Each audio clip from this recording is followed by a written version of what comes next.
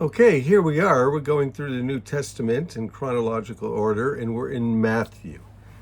And we've been saying that Matthew takes place in about the year 60, 65 AD. It doesn't mean much until you think about the fact that Jesus ascended into heaven in the year 33. So we're a full 30 years away from that, which means that Matthew is aging. We don't know how old Matthew was. We're pretty certain he wasn't 16. I wasn't 20. Might have been 25, might have been 30. So, the guy's, 55, 58, 60 years old maybe. And he's not writing a heritage journal to talk about his life and what happened so that his grandkids can read about his life. He's writing to everybody, including us, but he's in particular writing to the Jewish community to show them that Jesus was the Messiah. He was the fulfillment of the Old Testament scriptures. And of course, he does a lot of other stuff in between. He followed Jesus, he walked with Jesus. But he's giving us this account. And thankfully, we have it. Thankfully, we have this account from Matthew. And we know from Luke that other people were writing Gospels, but they weren't accurate. And so this one here is accurate, and it becomes scripture, becomes the Holy Bible. So we're in chapter 14 of Matthew, and let's see what we can learn about this and what Matthew tells us about it. At that time, Herod the Tetrarch heard reports about Jesus, and he said to his attendants, "This is John the Baptist who has risen from the dead. That's why these miraculous powers are at work within him." Well, this is just the kind of rantings of a paranoid guy who is probably scared to death that the gods are going to come and get him. And so there's another Herod that Matthew talked about, Herod the Great, back in the earlier chapters, chapter 2, when Jesus was born, chapter 2 of Matthew. And Herod the Great, he was the one who tried to massacre all the young boys because he didn't want any rival kings. So here you have another Herod. Now, this isn't the same Herod, but it is a son of Herod the Great. So this kind of cruelty and violent insanity just kind of runs in the family. And so he says, this is John the Baptist. He's feeling guilty or afraid of something.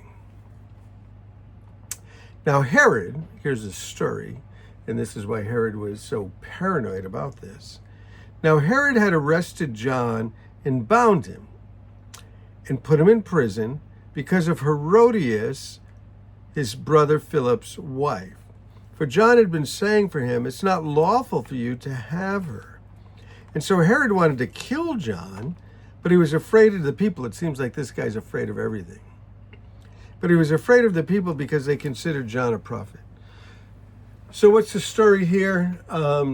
This guy, Herod Antipas, the son of Herod the Great, had lusted after his brother's wife, his brother Philip's wife, and took her and brings her into his palace. Well, John the Baptist, he told Herod, that ain't right. That's not right what you did. That's not right. And so, because of that, Herod didn't like him at all, and Herod wanted to get rid of him. But he's paranoid, right? He's paranoid that maybe John the Baptist, who we'll find out in a moment, Herod killed him. He's afraid he's risen from the dead, and that's why he has these miraculous powers, coming back stronger than ever before. But let's read the account, what happened here. On Herod's birthday, the daughter of Herodias, his wife, who used to be his brother's wife, danced for the guests and pleased Herod so much that he had promised with an oath to give her whatever she asked. It's a drunken party. These guys are insane, offering her whatever. So what kind of dance is she dancing that all the old men are pleased with it? Sounds a little disgusting to me. Well, prompted by her mother, he said, "Ask anything and I give it to you." Yeah, thinking, she's she's a young lady. What's she going to ask for? Maybe going to ask for a horse or something. And so prompted by her mother, she said, give me here on a platter the head of John the Baptist. So she just doesn't want John the Baptist to die. She wants his head cut off, and she wants it to be put on a platter and then bring the platter to her in front of all the guests. This is a gruesome family. The dad killing all those boys, and him putting John the Baptist to death, and his wife wanting the head on a platter. Well, the king was distressed, because of the people. The people are going to get mad at him, and politicians don't want the people mad at him. The king was distressed, but because of his oaths and his dinner guests, what kind of peer pressure is this? He ordered that the request be granted and had John beheaded in prison. His head was brought in on a platter and given to the girl who carried it to her mother. These guys are sick. John's disciples came and took the body and buried it, and they went and they told Jesus. I was reading some time ago in a regular secular paper that they thought they had found the body of John the Baptist. I thought that was kind of an amazing find. Well, it wasn't. The body had a head on it. John didn't have a head. And so you find this other account of Jesus feeding the 5,000, and we'll see that in another gospel. So we'll jump ahead to verse 22. Immediately, Jesus made his disciples get into a boat and go ahead of him to the other side. Jesus said, we're going to the other side. And while he dismissed the crowd. And after he dismissed them, he went up to the mountainside himself to pray. And later at night, he was up there alone, Jesus praying alone. And the boat was already a considerable distance from the land, buffeted by the waves because the wind was against it. In the Sea of Galilee, it's kind of amazing. It's like a basin. And the winds can come and cause a storm like almost instantaneously.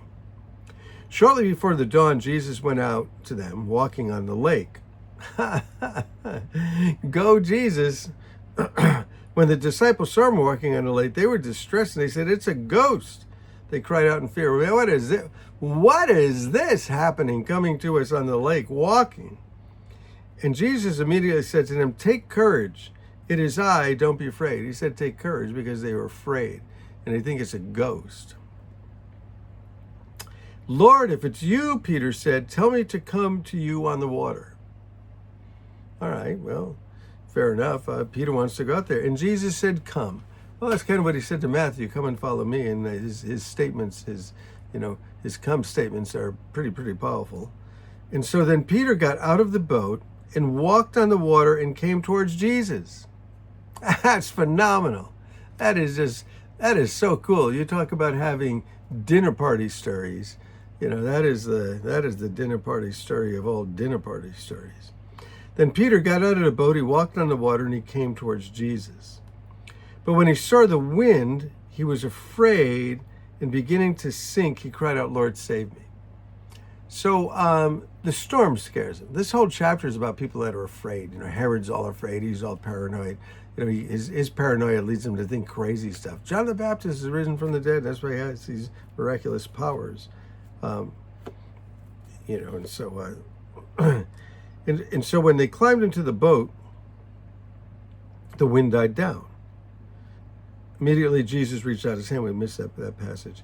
And his hand, he caught him, and he said, you have little faith. He said, why'd you doubt? So how did Jesus enunciate that? It's really important. Oh, you have little faith. Why'd you doubt? I think he was like, oh, man, Peter, where's your faith, man? Like, why are you doubting? It's all in the tone.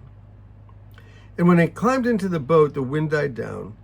And then those who were in the boat worshiped him, and they said, truly, you are the Son of God. Like, that's amazing. And when they had crossed over, they landed at Gennesareth. And when the men of the place recognized Jesus, they sent word to all the surrounding country. And people brought all their sick to him, and they begged him to let the sick just touch the edge of his garment. And all who touched it were healed. Absolutely fascinating, amazing stories that Matthew has preserved for us to this day and to the Jewish community to know that Jesus is Lord over everything, including sickness and gravity and everything else. Hey, bless you guys. Love you. Let's keep going on in Matthew.